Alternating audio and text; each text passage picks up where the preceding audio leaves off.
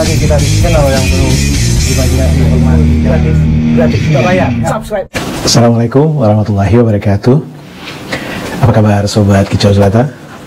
Ketemu lagi kita dalam suasana yang bulan baru 1 Desember 2021.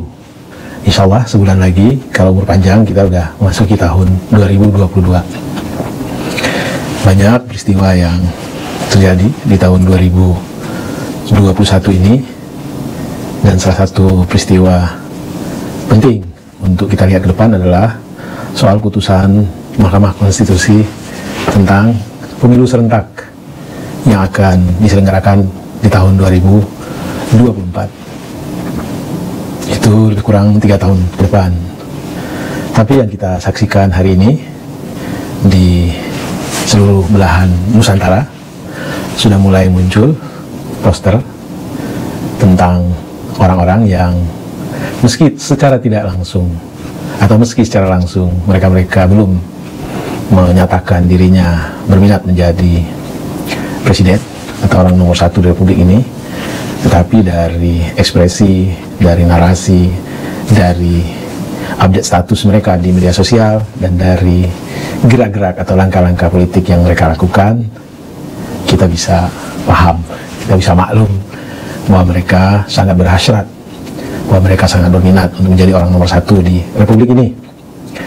Satu sisi tentu hal ini patut kita syukuri bahwa negeri ini tidak kekurangan orang, tidak pernah kekurangan orang yang berminat untuk menjadi pemimpin, meski orangnya yang dalam tanda petik yang itu-itu saja, tapi setidaknya ada mereka yang mau mewakafkan dirinya meski problematika bangsa ini luar biasa dahsyatnya.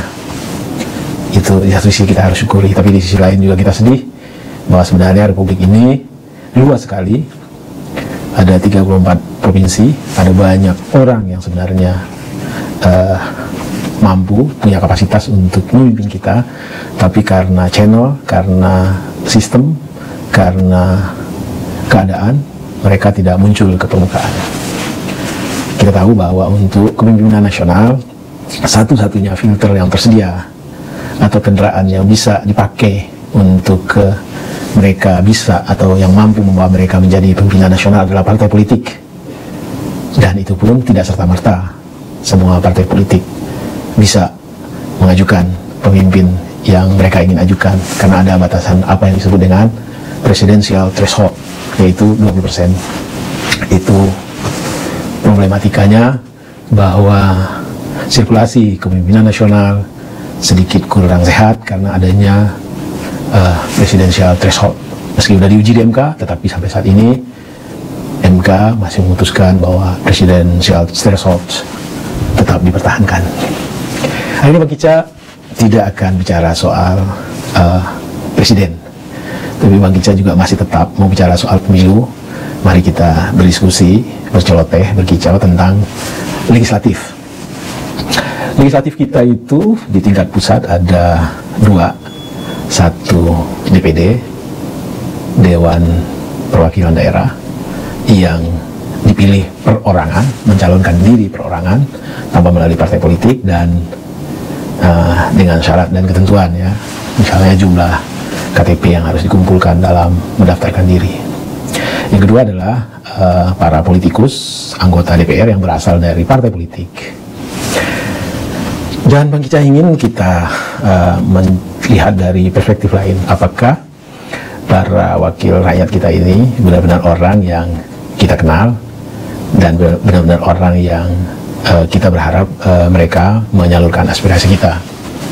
Ini khusus untuk anggota-anggota parlemen yang diajukan oleh partai politik dan dalam pemilu 2019 kemarin kita memilih. Bang Kica mengadakan semacam, katakanlah, sosial eksperimen atau katakanlah survei-surveian. Bang Kica coba mengajukan pertanyaan kepada beberapa orang teman dari strata yang berbeda. Strata dalam arti kata cluster, teman-teman yang educated, yang berpendidikan tinggi, dan teman-teman yang ya mungkin berpengalaman tinggi, pendidikan nggak tinggi, dalam lintas banyak profesi.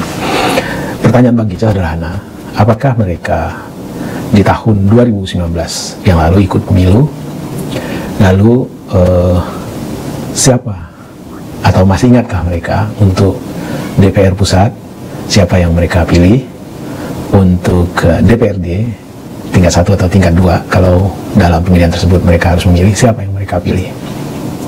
Jadi sesimpel itu pertanyaannya. Untuk pertanyaan pertama ini, sebagian besar dari responden, ya katakanlah kolega teman-teman Bang Kicau tersebut, tidak ingat siapa yang mereka pilih, baik itu di tingkat pusat, di tingkat 1 maupun di tingkat 2. Artinya mereka lupa, mereka menganggap bahwa mereka mencoblos bagian dari formalitas yang harus mereka lakukan. Itu pertanyaan pertama. Pertanyaan kedua, Bang Kicau bertanya, apakah ada mereka merasakan dalam 3 tahun mereka diwakili oleh orang-orang yang katakanlah terpilih di Senayan, yang representasi berasal dari daerah mereka, itu menyerap aspirasi, atau pernah mereka lihat menyerap aspirasi dari daerah. Dan sebagian besar, ya, kalau boleh bilang hampir seluruhnya dari responden yang acak ini menjawab mereka tidak tahu. Jadi bisa kita bayangkan betapa sebenarnya kita rutin melakukan hal yang namanya pemilu, khusus untuk legislatif. Kita menunjuk atau memberi mandat kepada orang yang dalam sistem kita bukan hanya partai, ya, tetapi ada orang. Namun antara orang tersebut dengan kita tidak nyambung, tidak jelas apa yang mereka perjuangkan untuk kita. Boro-boro itu kita sendiri pun yang mencoblos mereka tidak ingat siapa atau kepada siapa suara tersebut kita berikan. Ini kenapa hal ini terjadi? Bang kita coba menganalisis, tidak lain dan tidak bukan, inilah yang disebut dengan dominasi partai politik, apa yang orang-orang ributkan sebagai oligarki. Jadi orang-orang atau sekelompok orang yang berkuasa menentukan segala hal, termasuk calon-calon yang akan diajukan sebagai representasi dari rakyat di parlemen. Dan ini anomali demokrasi. Sejatinya orang-orang yang mewakili masyarakat di parlemen tersebut adalah orang-orang yang dikenal oleh masyarakatnya karena ketokohannya, karena kepakarannya, karena kemauannya untuk menjadi dalam tanda petik budak atau pekerja orang banyak. Tetapi orang-orang yang dalam tanda petik pantas untuk menjadi anggota parlemen tersebut, tokoh daerah, para pemuka adat, para LSM yang selama ini memperjuangkan, itu malah tidak dipinang, atau dalam kata lain kalau kita anggap partai politik adalah kendaraan, tidak boleh menaiki kendaraan mereka. Yang boleh menaiki kendaraan mereka adalah orang yang mereka tunjuk. Sehingga kita dihadapkan pada satu, katakanlah anomali, katakanlah kita bilang ketidaknormalan, bahwa pemilu itu kan sejatinya adalah satu cara-cara beradab untuk memilih atau melakukan sirkulasi kepemimpinan, baik itu kepemimpinan di level eksekutif maupun legislatif.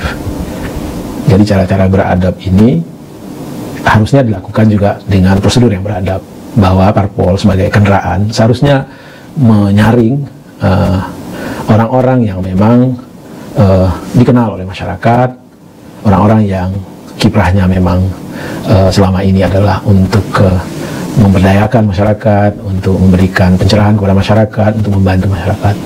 Tetapi yang terjadi adalah orang-orang yang dinaikkan ke kendaraan parpol ini adalah orang-orang yang sesuai dengan keinginan daripada pengendali parpol. Kita berharap ke depan demokrasi kita ini semakin hari semakin baik, dan itu ditandai oleh baiknya sirkulasi kepemimpinan di partai politik.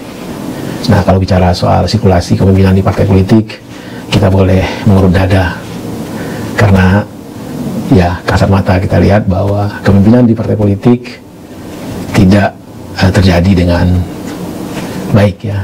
Dalam arti kata, betapa banyak para pemimpin partai politik sejak partai politik tersebut didirikan sampai saat ini masih bertahan sebagai pemimpin. Bukan tidak boleh, boleh-boleh saja gitu. Tetapi setidaknya ini bisa kita baca bahwa ada sesuatu yang terjadi dalam, apalagi ada indikasi-indikasi lain jika dalam partai politik tersebut tidak terjadi satu kesepakatan tentang platform atau pemimpin atau apapun, maka cenderung akan terjadi pembelahan-pembelahan di partai politik tersebut. Dan biasanya para kelompok orang yang tidak menerima keputusan akan keluar dan mendirikan partai baru. Seringkali juga di partai politik kita lihat terjadi klaster-klaster keluarga. Artinya bukan suatu hal yang tabu untuk dilakukan.